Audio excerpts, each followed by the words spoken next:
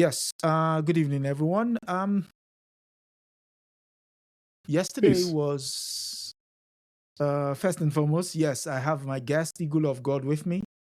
We're going to try as much as possible to pass the International Criminal Court's Court of Justice's ruling yesterday with regards to the temporary measures as requested by the South Africa against the State of Israel. And yes, it does make interesting reading, but first and foremost, I'll allow my guest to introduce himself. Yes, good evening, everybody. My name is AdesojiSpeaksKnowledge, Eagle of God. We're here sitting just to see if we can walk through some of the information that was rendered yesterday on the justices at the ICJ, as they've instructed Israel to carry out 5 steps, with a 6th to be reported within 30 days. Okay. So this is what we're going to try to unpack within this short space of time. Headlines across the world reads, for example, in the UK Guardian, it reads, the UN court orders Israel to ensure acts of genocide are not committed in Gaza. And by that, the interim judgment was delivered on Friday. The president of the court, Joan Donoghue, said Israel must take all measures within its power to prevent acts that fall within the scope of the Genocide Convention and must ensure with immediate effect that its forces do not commit any of the acts in the convention. Although, it must be said, the court did stop short of granting South Africa's request to order an immediate ceasefire to the war. That statement in itself is problematic, which has destroyed as much of the Gaza Strip and has killed more than 25,000 Palestinians. Let that number sink in. 25,000. 25. The president continues that Israel must take all measures within its power to prevent killing Palestinians and causing them serious bodily or mental harm, deliberately inflicting conditions of life calculated to bring about the physical destruction in whole or in part of the Palestinian group, and imposing measures intended to prevent birth of Palestinians.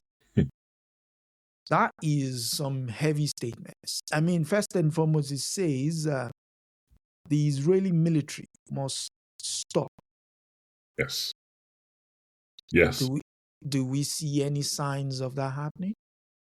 Well, before we could even answer that question, we have to understand what they have already been saying, let alone what they are currently doing.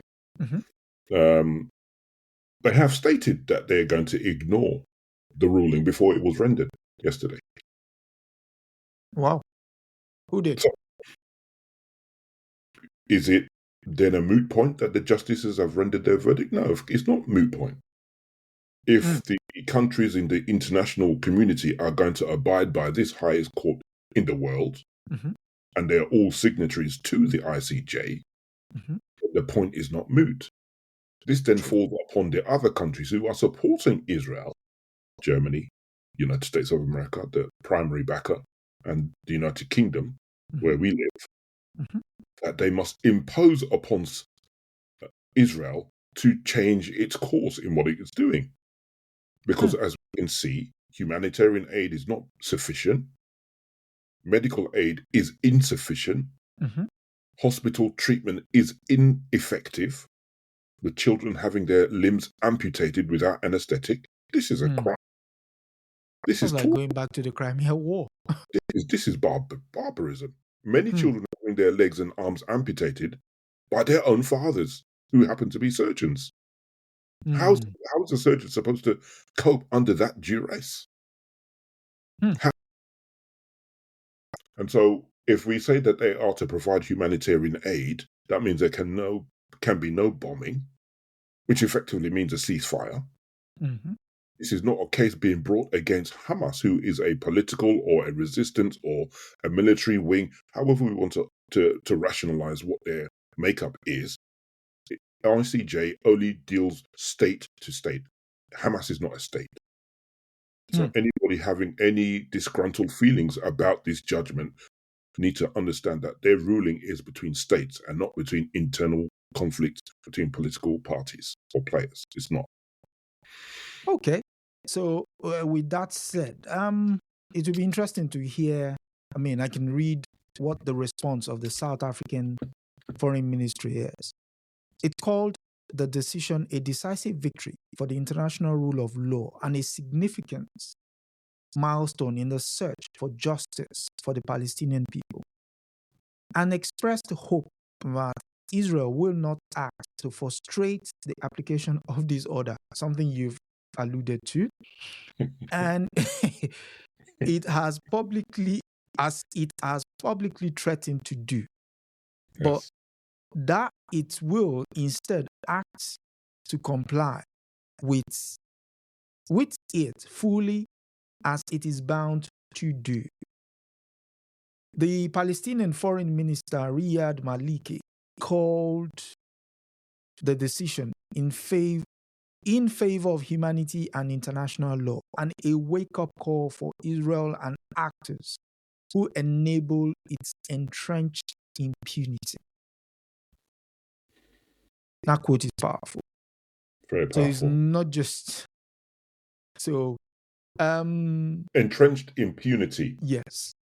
Those last two words. Impunity. Because we could then go and look at the list of United Nations resolutions that have been ignored since the creation of Israel in 1948. They've been ignored with the backing and the veto power of the United States of America. And so Israel has got itself into a position where it thinks it can act and do whatever it wants to do. And it has been doing so. And we're just scratching the surface, because in order for it to believe what it believes is to be true, it has been telling its populace, its children, that they are the victims of Palestinian assault and attack. So some children don't understand that Israelis moved into Palestine in a large number. And the Nakba was the forced expulsion of those Palestinians from northern Gaza and many of them northern Palestine into what is now the occupied territory in Gaza. This is a problem that they've caused for themselves, and the international community assisted them to do this. So will it be surprising that the response from the Israeli Prime Minister goes as this: "No one will stop us, not the Hague." But he did not indicate whether the ruling would lead to any changes on the ground, but expressed satisfaction that the court had not ordered a ceasefire. Israel's commitment to international law is unwavering. Equally unwavering is our sacred commitment to continue to defend our country and defend our people. Like every other country, Israel has an inherent right to defend itself, he said. End quote. Well, let's go backwards. Does Israel have the inherent right to defend itself? Well, according to From who? international law, it has boundaries. Yes, It has boundaries. Yes. It has boundaries. And so this is an internal conflict, and to be waging indiscriminate collective punishment against people who have no part to play in what took place in the October the 7th. And you know how we could use whichever word we want to use. They call attack, I say defense, I say prison break. Defending yourself against people who have been corralled into that small enclosure, many of them for their entire life, who were born there, young men, who have never seen anything outside of that small enclosure called Gaza. If Prime Minister Netanyahu believes that they are upholding international law, the videos that many of us have seen say otherwise. And we have seen the United States, the State Department, being grilled by journalists what is to be done? Do you believe that this case has merit? And they've said, no, the case brought by South Africa is meritless and baseless. But the ICJ doesn't agree with that. Okay. So Israel have got to prove that what they say is what they're doing. It's easy to say, but we need to see their actions, and their actions are speaking louder than their words. So now they've been told they need to provide evidence in 30 days. But suffice to say, that number keeps growing. Yes. I mean, as at the time this report was filed, it was in the 25s of thousands. And that's just counted the ones that have been found. True. Of the dead bodies. True. I mean, I won't even go into what the right-wing elements of the government said, so because that would just conflate things. I mean, it's from the president down. He said that there is no innocent civilian, which means they're all targets. And also the fact that the further down you go, the more unsavory the language becomes. So yes. Yes. The president of the court, Joan Donoghue, said Israel must ensure that the preservation of evidence of alleged genocide and must report to the court within a month, just like you said. The 6 provisional measures were approved by a wide majority of the judges, which brings me to this segue. 2 of the judges by 16-1 and 4 by 15-2. Now, we have 2 dissenting voices, but one was consistent in dissenting. And, I mean, we could just quickly mention who she was and who she is and what could be the possible motivation. Justice Sebutunde from Uganda was the justice that ruled in dissent against all of the 5 verdicts, that there is no case to be brought to prove the genocide. But she wasn't standing alone. She was not standing alone, no. There was Justice Barak as well. Yes. So this is why people are asking the question, as you rightly posed at the beginning. What is the mandate that the ICJ has? Is this a legal ruling that needs to be enforced? Or because countries are signatories to this body, they should act because a ruling has been given. So therefore, it doesn't need enforcement. The ruling is itself the enforcement. And since they're all signatories to this body, this institution, they must act. Justice Sebutunde seems to think that this is a matter of political and historical misunderstanding. Therefore, the court has no power. But this is not what Uganda has said. The Ugandan have said that their position on Palestine is clear, and that is backed up by how they have voted in the United Nations General Assembly.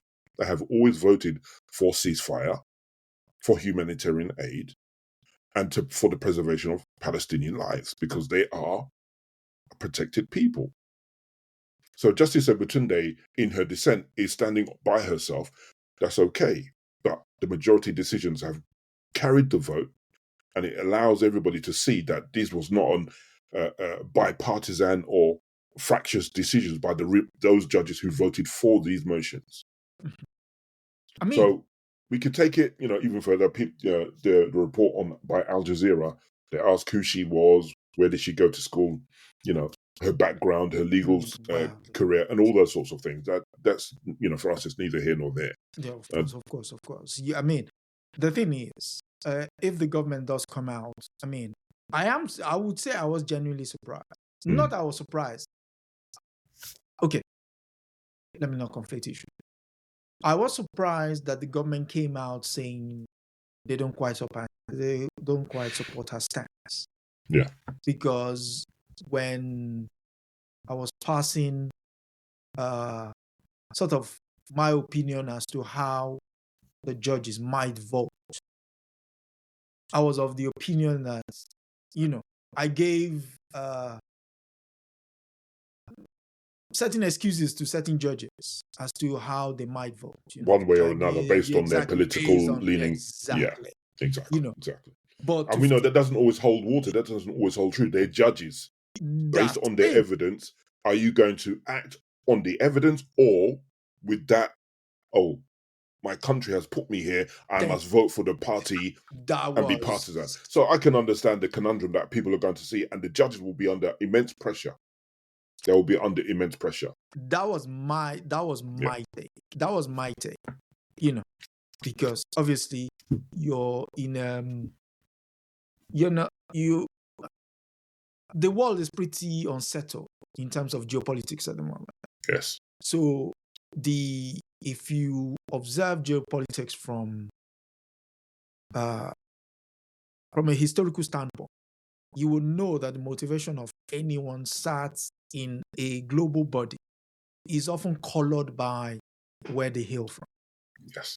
And so that was my take. But the rest sort of surprised me. But I mean, Justice Barak and Justice Sepetunde, I knew from day one, so they held true. they held true. So which brings us to a very, very important segue now. What does this really mean in terms of the international rule-based order? And maybe to sort of set it up a bit, there was a news report that said in the UK Guardian that said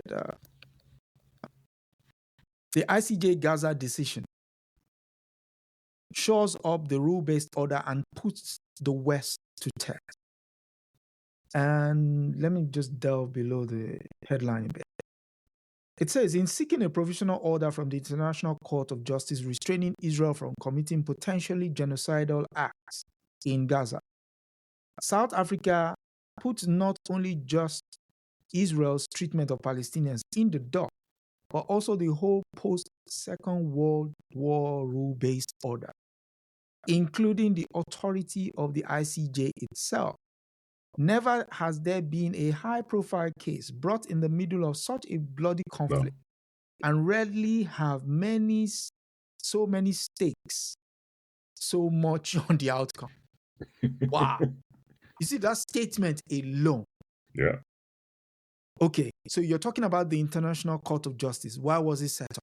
That's one. That's one. Two, is what we are looking at considered the genocide? If it is, what do we do about it?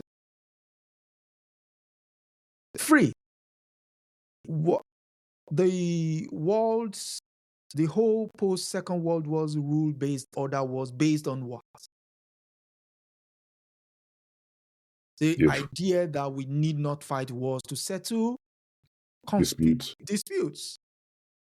And so, what do you understand by this statement? Rarely has so much been staked in the outcome. That's quite a loaded statement right there. Italy have ceased selling arms to Israel as a result of this ruling. But they've also seized donations to contributions to UNRWA. Yes. That's the United Nations Refugee Organization. In Gaza. So, if we're going to look as we step back to understand what will be the implications for other state actors, and the court case to understand whether this is a genocide will take many years, maybe a decade. We don't know yet.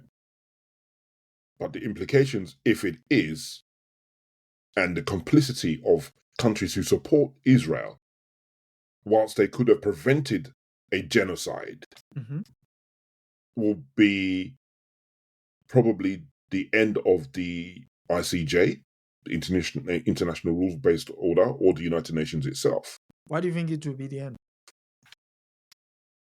only in so much as that if they don't act to prevent something that we can see for the first time that we have been reading about, which has never been televised in this manner, Mm-hmm. we cannot be led to believe that we are not seeing what we're seeing. Nobody can tell us that we're not seeing what we're seeing. And this is why so many journalists have been killed, deliberately so. Hmm. The editor of the Intifada.com, the digital platform, has failed to be able to contact many of his colleagues who work and live in Gaza because they no longer want to answer their telephones. Their telephones are being tracked. Israel has told us that they know where everybody lives. And how they're finding people is by their mobile phone signal. So they're simply not switching them on. But I thought journalists the press was protected in war conditions. Yes, well, we know what happened to Shireen Abu Akleh, Palestinian journalist who was shot dead. And when the world said what happened, the response from the Israeli government was, it wasn't us. The Palestinians must have done it. So their penchant for telling lies goes hand in hand with them being able to get away with anything that they've been doing for so long. Now the whole world is seeing what they've been doing to children, to women, to men. An ITV journalist recorded men waving a white flag and one of the group of men being killed. Another incident is a group of people crossing a road, a woman, again, waving a white flag, holding her child's hand, being shot dead, and the child running away whilst waving a white flag. You have to answer for these things. You have to answer these things, not just say, we will investigate and get back to you. That's not sufficient any longer. Children are watching this and asking their parents, why is this happening? Especially politicians who are in positions, elected officials. Their children are asking them, what have you done? Why is this happening? So the narrative for the Israeli government has been lost in this TikTok generation, Snapchat, Twitter, Instagram. Well, speaking of social media, that is one of the things that has colored the water with regards to the coverage. The coverage, yes. Legacy media has failed to do what legacy media does. And which brings me back to the famous interview between, you know who I'm referring to now. There are too many famous. Andrew Ma and Noam Chomsky. There are too many famous interviews of that caliber. No, but that one stood head above shoulders. And for those who are watching this now or would watch it later, it's about, I think it's about 3 minutes. It's about 3 minutes long. It's but it is powerful. The interview is conducted by Andrew Ma with Noam Chomsky, and they were talking about information. And Noam Chomsky brought the subject that the only reason why Andrew Ma was still in his place is he self-censors himself. At the BBC, mind you. At the BBC. At the BBC. And Andrew Ma would say, do you think I censor myself? To which Noam Chomsky gives him, I don't know why, gave him a very good lecture of why he still has a job. I won't spoil it. You need to go watch it. It's almost as brutal as the Democracy Now! Interview with Dr. Finkelstein and Alan Dershowitz. Alan Dershowitz, yeah. It's explosive. Something similar. I mean, we're talking about the media, because the media too has been culpable in this conflict. Yes, very culpable. The BBC, who I would not often beat the drums for in terms of impartiality, have been somewhat neutral. So much so they've been accused of what's the word? Bias and perceived anti-Semitism. Oh, yes. Perceived, that's the word. Yes. Perceived anti-Semitism. And but they've held sway. But the rest of legacy media has, sort of capitulated. They're non-existent, actually. Capitulate is to say something is there. They're non-existent. Yeah, of course. I mean, look across the pond. New York Times, Washington Post. It reads almost like a press release. Literally. So, I mean... And none of them covered the original court hearings between South Africa on the first day and Israel on the second day. Nothing was broadcast live, on their platforms. Really? I don't believe so. Wow. I think Sky News covered the Israelis' response, but they didn't cover South Africa's first day reading. Well, maybe there was no public interest. Of course, there was no public interest. Okay. Of course, there's no public interest. Just outrage. How many thousands of people have been taken to the streets here in London? Hundreds of thousands in Glasgow. Come on. No public interest, Give them course. benefit. Give benefit of that. There's no public interest in with regards. No, King Charles is having his prostate examined. Well, that's important news. Listen, that's our king right there. That's the King of England, indeed. Our king. Okay. Well, have you watch yourself? I'll let you know that the Tower of London still operates. You might be quartered in the morning if you're not careful. So, yeah. Now, in terms of the, rules and what have you, the headline says... Let me answer the other part of your question was what does it mean for the international rules? Because we all know what happened during the apartheid regime in South Africa. South Africa were expelled from the United Nations. They were expelled. Okay. If we use Noam Chomsky's description of what is happening to the Palestinians, it is not apartheid. It is worse than apartheid. Okay. Because the people in South Africa were not being killed because they were still needed to work. But what is happening to the Palestinians, there are dual roads, one for Israelis, one for Palestinians. The Palestinians must go through checkpoints. This is classic apartheid, segregation, which we know comes from Jim Crow in the United States of America, instituted against black people. So Noam Chomsky says that this is worse than a genocide. It is worse than apartheid in South Africa. Because of that very reason, they have been ethnically cleansed, as Ilan Pape says. As Khalid Rashidi says in his book, The 100 Years War on Palestine.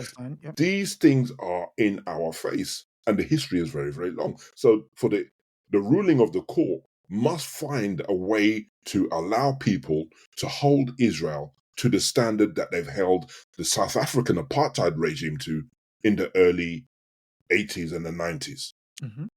They must hold them to the same level of scrutiny. If they don't, then their purpose becomes null and void, which is the point that they're trying to protect against. Because if they don't do something, other state actors or internal political parties are going to struggle even harder because they know that there's no point going to the highest body because they're just going to be ignored. This is the problem that they have. Okay, so that's one angle. Now, in terms of the language of the charge itself, one country recently stood up to say, I don't think it quite measures up to what we would define as genocide. By that, I mean Germany. Of course. Germany has knowledge in this field. They are experts in genocide. So they should know. They particularly should know what constitutes genocide. If we want to reserve the word genocide specifically to refer to the Nazi Holocaust instituted against Jewish people, then that 6 million people is the number that we should aim for when we're trying to calculate or estimate, have we reached the level of genocide? If we allow for the extermination of all of the Palestinian people, it won't be a genocide because there's only 2.2 million of them in Gaza. But they'll be gone. Is this acceptable? This is not acceptable. It's not acceptable. So as Germany said that this is not a genocide, the president of Namibia issued a statement. Why would he issue a statement? 1904 to 1908, Germany, not Nazis, Germany exterminated the Herero and the Nama people. What was German Southwest Africa? Whatever they've done subsequently, they learned that whilst murdering black people in Africa. So he told them in his statement that it was unfortunate that they do not remember their history. Over the last several years, the German government have tried to avoid giving a full apology to Namibia, whilst offering them a sum of money, 1 billion dollars, over 30 years for development funds and projects and such forth. All the while, the remains of some of the living ancestors, the remains of their ancestors, their parents, are in glass jars in Germany, who haven't been buried. So Germany have gall to even speak in this manner, to say that what Israel is doing is not genocide, knowing that we know our history and their history, more importantly. So they should take time in standing firmly behind what Israel is not doing when we know what they have done and have not atoned for what they've done. Because what they've done to the Jewish people was so bad that they now have this fear of not seeming to be on their side and giving them cover to prevent them from ever thinking that they will be anti-Semitic. This does not give them cover to carry on doing what they're doing. I'm referring to Israel, the state of Israel. They cannot do whatever they like. They cannot. And this is the problem that Germany has now created for themselves in forgetting their own history of what they did in Southwest Africa. I should also preface that they did something similar to a body in Tanzania, modern day Tanzania now. Yeah, of course. So it goes on to tell you that there's a pattern of behavior. There's a pattern of behavior. So once you have that pattern in place, you keep doing it. You're likely to see the worst of what you've done as the ceiling, like you said, and anything below that, it's nothing. That's a stroll in the park. It's a stroll in the park. As I said when I called in to local radio here in the UK during the week, I pointed to Dr. Gerald Horne's work on Texas. Dr. Gerald Horne teaches at university. He's the Moores Professor of History and African American Studies. And his book, The Counter-Revolution of 1836, he cites the extermination of between 30 to 40, if not more, ethnic nations who no longer exist. And he gives the list of the names of these groups of people. Many, I don't know any of them, maybe one or two. And then should we add Palestinians to the list? These people once existed. We sat by and watched them die live on television and did nothing. So, based on what we have now, in terms of the ruling itself, which is that Israel ceases to continue its military actions and against the Palestinians, do you think there is recourse for any body of people in the world? I mean, specifically, I'll mention the Rohingyas in Myanmar. Myanmar. The the Uyghur too, China might have a say. The people of Donbass might also have a say. Who else? Even the South Americans, the people at the border. Yeah, of course. This is a huge issue, really, for people struggling for self-determination. Are they allowed to exist? Are they allowed to be governed by themselves, to choose their own leaders, to choose their own representatives? The Israeli government said they are not occupying Gaza. Okay. Who switched off the water? Who blockaded the food, the medical supplies?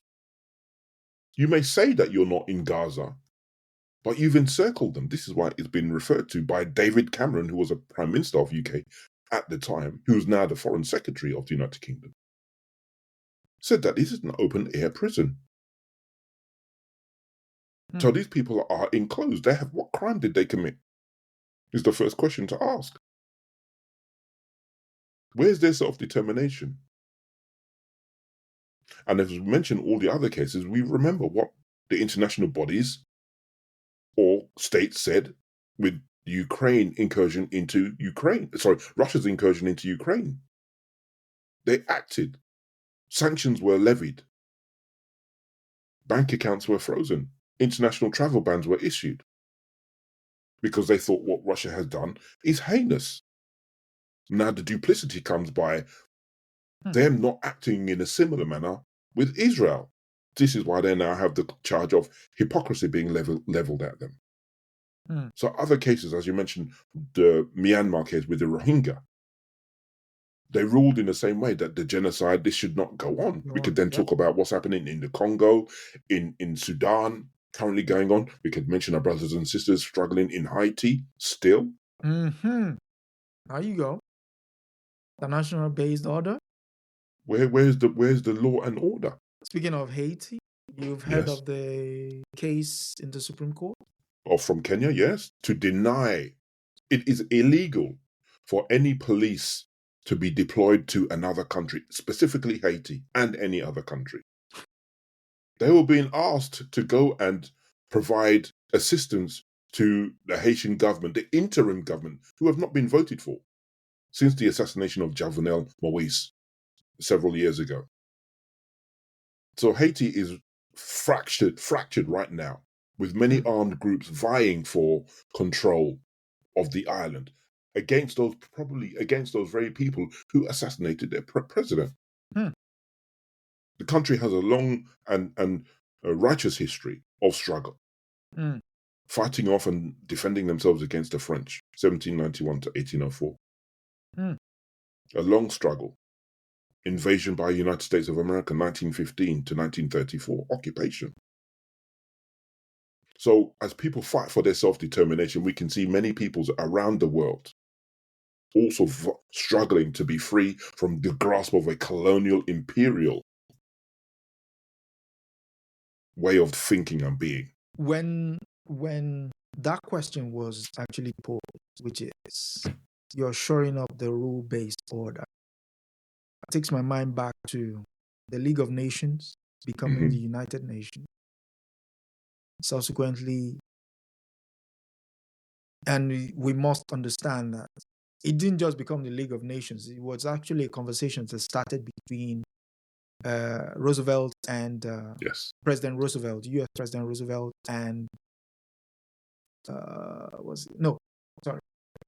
Eisenhower, and what's his name? Was the we should never surrender. We should fight on the beaches. We should fight. Winston Churchill. Winston Churchill, yes. And the conversation between them, which led to the understanding now known as the Atlantic Charter. The Atlantic Charter will then lead to, subsequently, throws the League of Nations into, as part of reform, that's the word that were used there, the United Nations, which then gave us the 5 members of the Security Council coming out of the Second World War.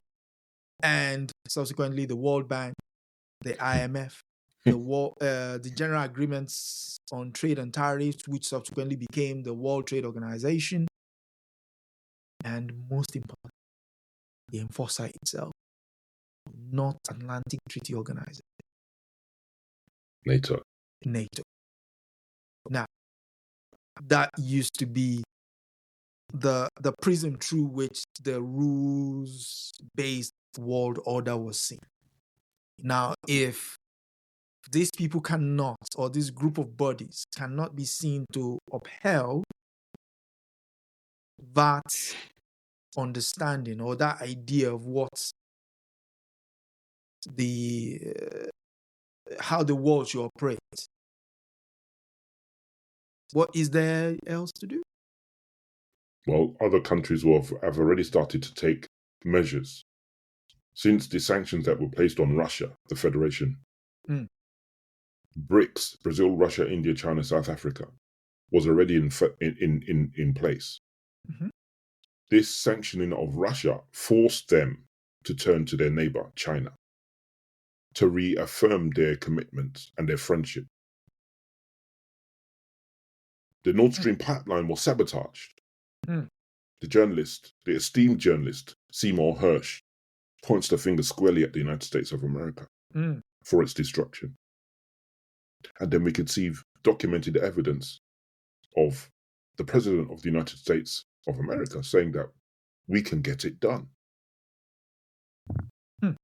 So as countries now come to the realization that if you remain in this international rules-based order, your assets will be frozen because everybody trades in dollars. Afghanistan was occupied for 20 years by the United States of America. And when they left, the Taliban came back into power. And then subsequently, the United States of America froze millions, if not billions, of their financial funding, which means that children can't get their necessary provisions. People can't buy food because the government doesn't have access to its money. Mm-hmm. And so if this continues to be the way that the world operates, and we know that the ICC, the International Criminal Court, has largely only acted to take action against African leaders. But everybody knows the illegal war in Iraq, the invasion by the United States of America under George Bush, has seen nobody from the American administration sanctioned. So what do the rules actually mean? They're for everybody else, but not for you. If that's the case, as Dr. Naledi Pandor, Foreign Secretary of South Africa, says, you can't have a rule that works only for you and not for us. This is no way to operate. Everybody has to be abiding by those laws and those rules, or it can't work. Exactly. We have no system. They have no system. So the BRICS nations, who've now implemented or extended the greeting to further few nations, Egypt, Ethiopia, Argentina declined, Saudi Arabia, and Iran. More countries are willing to join in because they see that the global north is behaving in a way that is antithetical to their existence. And this is a problem. So how are they supposed to behave? How are they supposed to act? Well, have to create their own currency, operate and trade within themselves with their own currency and bypassing the dollar, the petrodollar, which is what they are doing. So meanwhile, the global north, the United Nations, the World Bank, the World Trade Organization, these things may still carry on, but it doesn't mean that everybody has to abide or trade in those currencies which are held by the United States of America. So this is going to be a wider conversation that will go on, and we'll see how that unfolds in the next coming months and years, because it's a big uptaking by China, Russia, South Africa, India, and Brazil, so that there can be more equity in the world, because there's an imbalance of equity. Okay. This is a part of the massive problem. Okay, so we've seen South Africa taking an amicus brief, which is, a third-party brief on behalf of the Palestinians to Yes. the international, to the ICJ. And they were compelled to do so because they are signatories of the Convention Against Genocide. They were compelled, otherwise they would have to report themselves and they could be held in contempt by not As well. doing so. Yeah. Any country who is a signatory should have brought this case. This is the problem. But South Africa, they've acted. Okay. They've acted. Okay, so now, and that's in the legal framework, right? So outside of the legal framework, we have the Houthis. We should refer to them as their proper name, the Ansrallah. Okay, the Andrala, The Ansrallah. who have decided that, okay, we don't do wigs, we don't do amicus brief, we do whatever. They're doing the language of the mighty. The language of the fighter. They're doing war is politics with violence. But funnily enough, even though there was an attack this evening on a ship, on a US ship, which caught There was fire. one yesterday. There was one today as well. Oh, okay. But that ship has managed to no injuries, no deaths that I can recall being recorded, and the ship has managed to get away from the area. Military, or I think it might have been a military ship.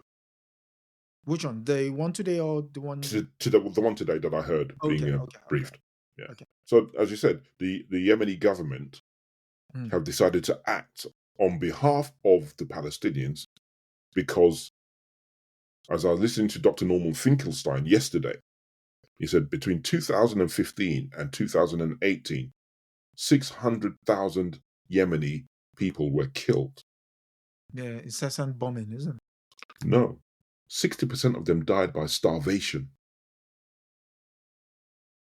60% of them died by starvation. In 3 years. Blockade. By blockade. So they understand the plight that the Palestinians are now going through. Cholera is on the rise. Chickenpox is on the rise. Diarrheas and all sorts of diphtherias are on the rise. Winter is approaching into the Khan Yunis camp where they've been compelled to flee to, which is still being heavily bombed. Northern Gaza no longer exists, if people care to look on the map to see before and after pictures. So Yemen has said, we know how this feels. Because Saudi Arabia has been bombing Yemen for the last 10 years via sales of weapons from both the United States of America and the United Kingdom in the first instance. Now they're bombing them directly as a result of the Yemenis diverting ships away from Israel, who may be carrying weapons and arms that will be used to kill Palestinians. This is what they have said themselves. If there's a ceasefire, they will stop blockading any of the ships, which are now forced to go via the Horn of Africa. So the problem is wider. Many insurance companies have said that they will no longer insure any vessels traveling through that region. So that's very, very big, because now it's affecting the financial implications and the insurance consequences. Many United States of America insurance companies have pulled out of insurance ships going through the Red Sea. How are we going to get our iPhone or our iPods? Well, we'll have to wait a little bit longer. Wow. Yeah. That's really serious. Yeah, the commodity prices will go up, of course. But meanwhile, those young people and women and children and men are still being killed. But we should not be sitting here, in our comfortable places with all these devices that we communicate with, and not spare a thought for those who can't even have clean water. Yeah, but we do our own little charity drive children in need. Children in need, yes. Take from the world and And then give it back to them as charity, yes. Drop a nickel in their bucket sometimes. From time to time. And, the whole thing is upside down. The whole thing is upside down. And, these charities who mean well, they think they mean well, are also part of the problem. If we stop doing the bombing, then the charities will cease to exist. They will find other means of existence and do other things, which will be worthy, of course. But asking people to put their hands in their pocket to fund the digging of water wells. Meanwhile, people are being impoverished because of bombing somewhere. Groups of factional groups are fighting, which causes people to flee. And then they flee into other countries, which then say, we don't want these refugees and these migrants. Well, that's okay. Then stop forcing them to leave their place of origin. Then they won't come to your country. True. But then, this side of the world, we have a very good PR machine. We have one way of spinning. Yes. Yes. We'll give Brad and Mark the chance to call in on their radio show.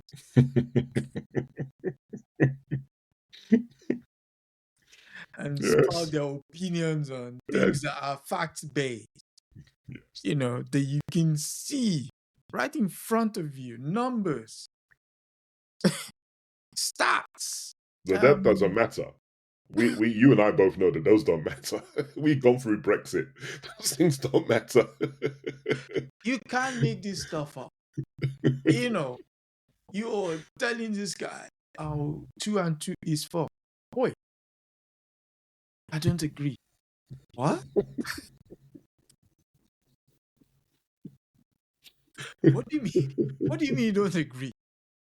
No, I have a contrary opinion. What? Oh dear, it's really disheartening to have to witness all of this live.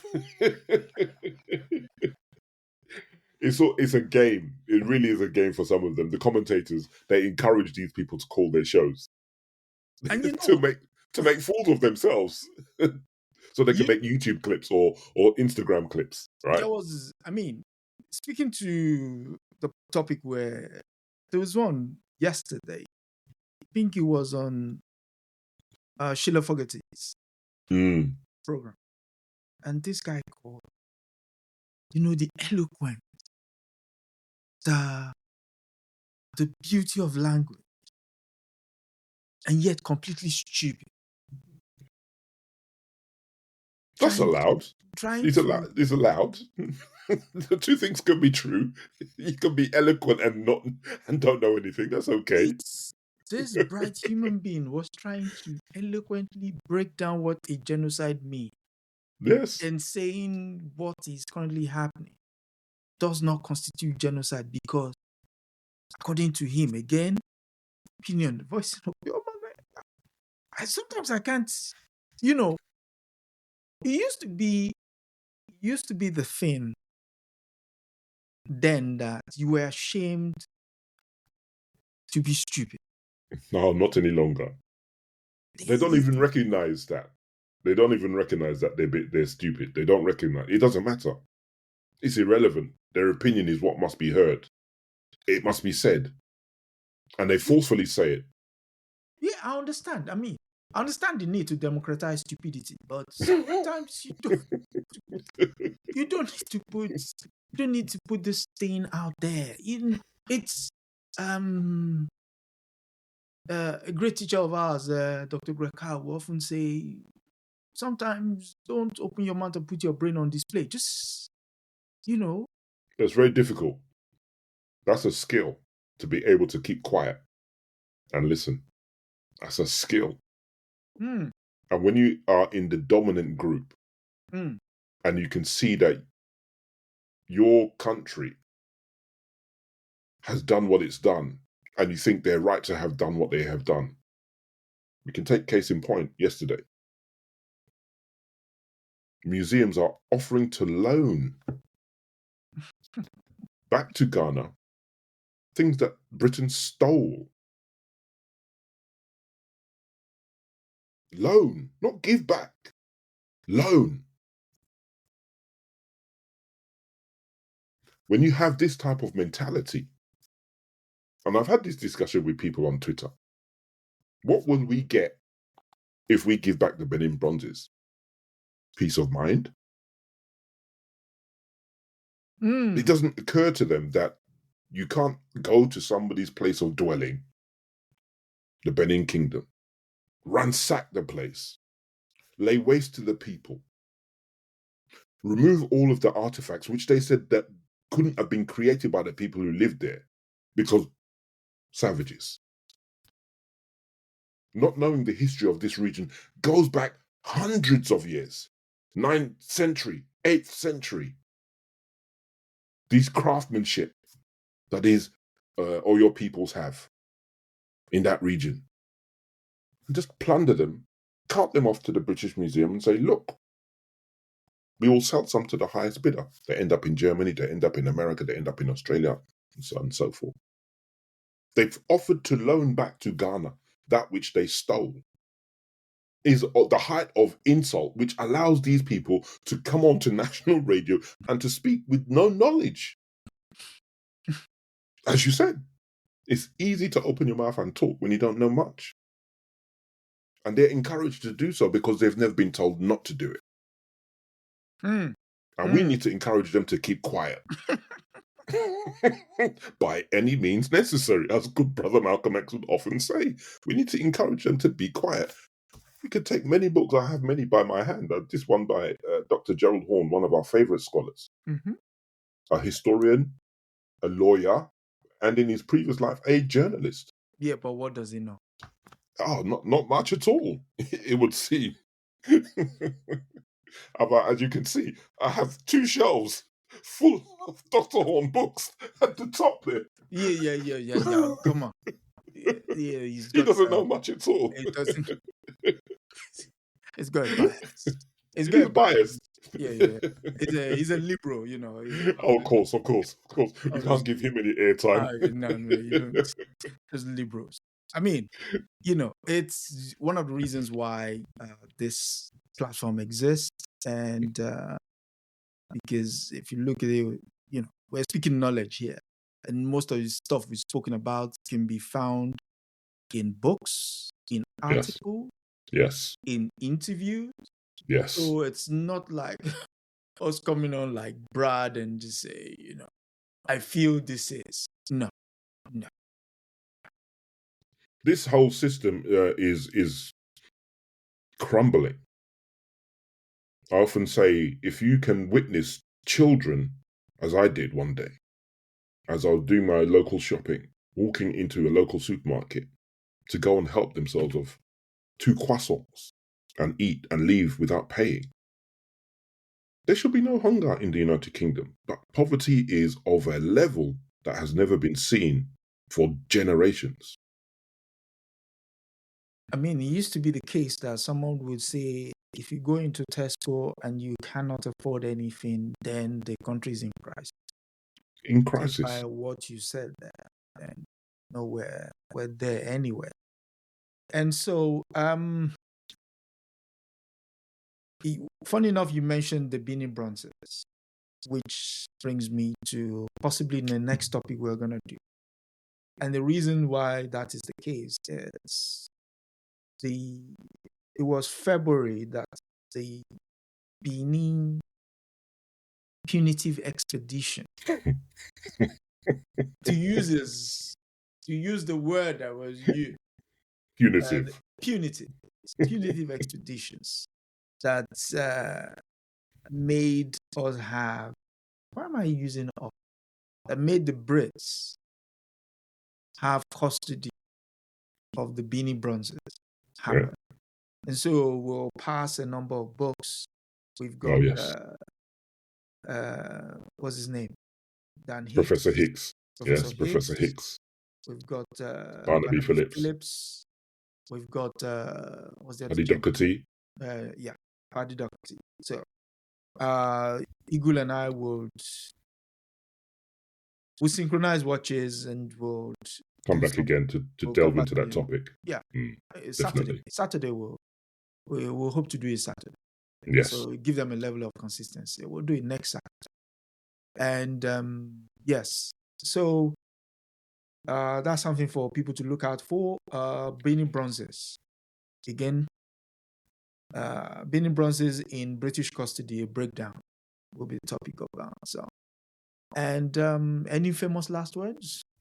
What we should hope to see in the days coming ahead, it will be the responses, as we've seen from many of the governments, many in favour of the ruling from the ICJ, the International Court of Justice, that it is a momentous and historic occasion and a ruling that not many people thought would see the light as such it was, with such massive verdict in support of the case brought by South Africa.